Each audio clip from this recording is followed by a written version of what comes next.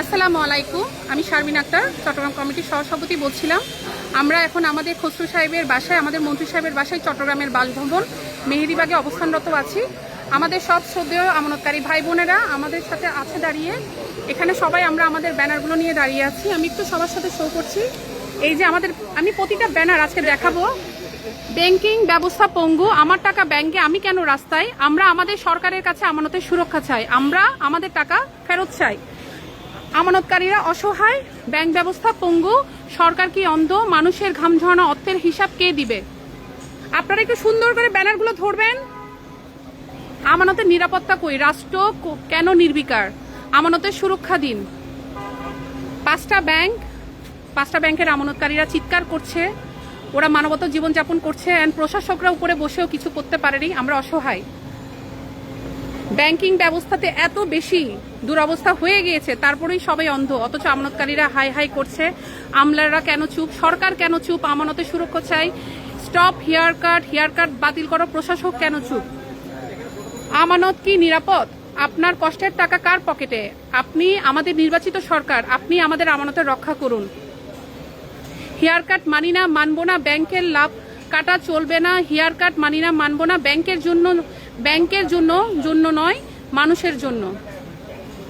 Hair cut থাকে সেলুনে, এখন দেখি ব্যাংকে।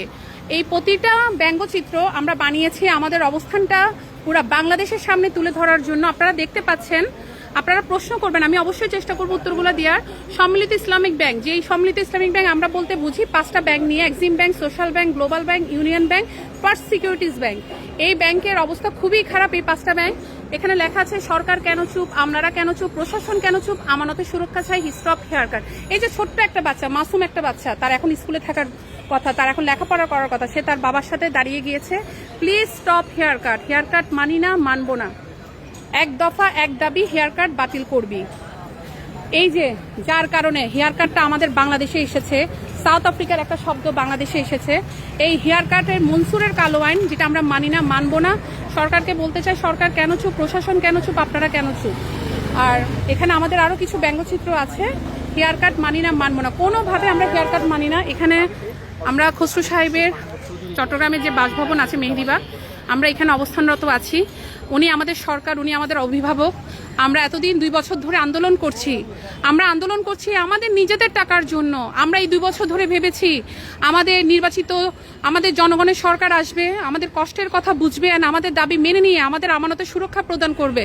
কিন্তু দুঃখের বিষয়, এখনো পর্যন্ত আমাদের আমানত নিয়ে কোনো সুব্যবস্থা করা হয়নি, আমাদেরকে নিয়ে কোনো ব্যবস্থা রাখা হয়নি। আমরা এখন ওনার দুয়ারে দাঁড়িয়েছি, একদম ভিক্ষা করার জন্য দাঁড়িয়েছে। আমরা আমাদের আমানতের জন্য ভিক্ষা করছি, আমাদের অভিভাবকের সামনে এসেছি আমরা। আপনারা সবাই যারা দেখছেন আমাদের এই লাইভটা শেয়ার করে দিবেন। আপনাদের এক একটা লাইভ আমাদের আমানতের সুরক্ষার জন্য সাক্ষী হয়ে থাকবে। আমাদের সভাপতি সাহেব এখানে আছে, পুরা বাংলাদেশ দেখতেছে, আপনি কথা বলেন এখানে।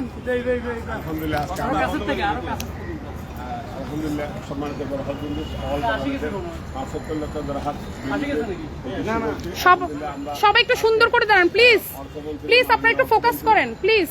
আমির খসরু মাহমুদ সাহেবের বাসায় আছি, আমাদেরকে টাইম দিয়েছেন, আলহামদুলিল্লাহ আমরা সারিবদ্ধভাবে দাঁড়িয়ে আছি। হোয়াট ইজ গোয়িং অন আমরা ইনশাআল্লাহ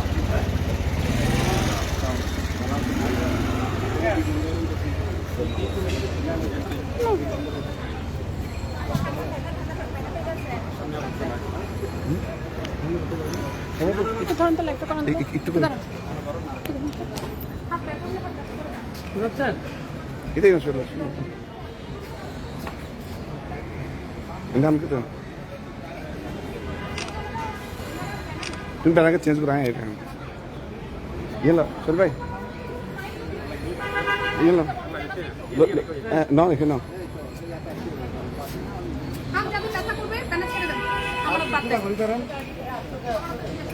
এই সামনে বো, আসতে সামনে বো, আমি রাস্তা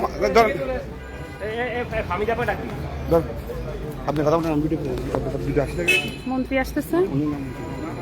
আচ্ছা, এটা আরেকজনের গাড়ি, সচিব টচিব কারো গাড়ি। আমি আপু হলো অবশ্যই আপনি কথা বলেন, ভিডিও সাথে সাথে করবেন। আমরা আসলে কি বলবো, আমরা এখন আমানতের জন্য এভাবে রাস্তায় দাঁড়িয়ে আছি। আমরা কখনো আসসালামু আলাইকুম। দেখেন আমি বলি সামনে আমরা এক একটা গাড়ি দেখে আমি আটকে ফেলবো কথা বলছেন আমার আটকে ফেলবো কেউ এরকম আটকানো যাবে? এরকম আটকানো যাবে না? একটু জিজ্ঞাসা করে নেন, কাদের আঙ্কেলকে জিজ্ঞাসা করে নেন। আরে বাবা আমি ভিডিও করতেছি মানে আপনি খান্না করে সব বলে দেন আমি আচ্ছা, এটা আমাদের কালাম আঙ্কেলকে বলেন না, কি বলতে চাচ্ছেন বলেন না।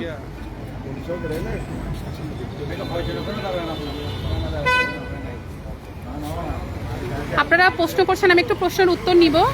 এমডি ফুরখান ভাই বলেছেন আমানতে ফেরত দিতে হবে, মনসুরের ফাঁসি চাই, নুরুল ভাই বলেছে, জুয়েল রানা বলেছে আল্লাহ ভরসা রাখুন, ফজলুল করিম বলেছে আল্লাহ সহায় হন, সঞ্জয় কুমার রয় বলেছে হেয়ার কাট মানি না, মানবো না, কাজ চালিয়ে যান ইনশাল্লাহ।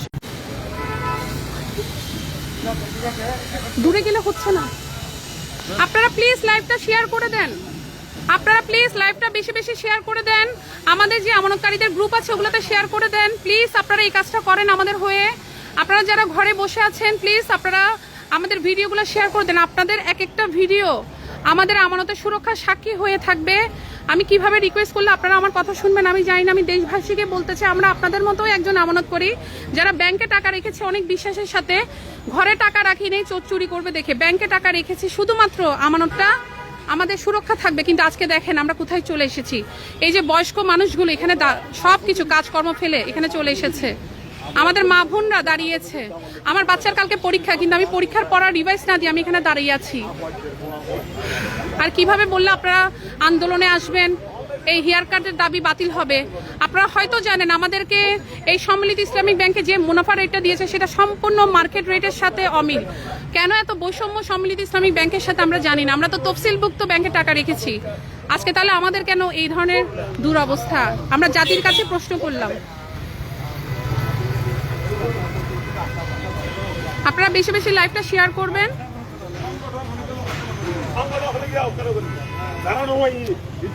খোদার খতম দেখতে দেখবি মিছিল লাগে খালি এত বড় থাকবে আমার লান পানি